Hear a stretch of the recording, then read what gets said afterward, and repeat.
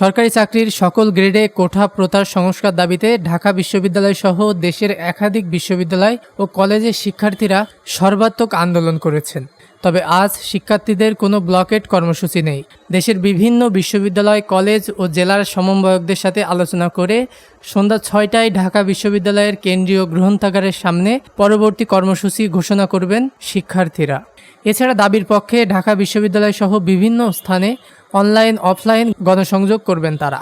শুক্রবার আয়োজিত বিক্ষোভ মিছিল ও সমাবেশ শেষে আন্দোলনের সমন্বয়ক আবু বকর মজুমদার এই তথ্য নিশ্চিত করেন। এর আগে ৭ ও ৮ জুলাই ৫ ঘন্টা রাজধানীসহ দেশের গুরুত্বপূর্ণ সড়ক অবরোধের পর ১০ জুলাই সকাল সন্ধ্যা বাংলা ব্লকেট কর্মসূচি পালন করে শিক্ষার্থীরা। গত ৫ জুন ২০১৮ সালে জারিকৃত প্রজ্ঞাপনে মুক্তিযোদ্ধা কোঠা বাতিলকে অবৈধ ঘোষণা করে রায় দিলে শিক্ষার্থীরা আন্দোলনে নামে। শুরুতে ৪ দফা দাবি জানালেও ৭ জুলাই থেকে ১ দফা দাবিতে আন্দোলন করছে তারা। আন্দোলনের সমন্বয়ক মোহাম্মদ মাহিন বলেন, কোঠার সংস্কার না করা পর্যন্ত আমরা ফিরব না। সরকার শিক্ষার্থীদের আবেগ নিয়ে খেলছে। শিক্ষার্থীদের এই আন্দোলন কারো একার নয়। পেটে লাথি মারলে আমরাও বসে থাকব না। ডেস্ক নিউজ, দৈনিক রানার।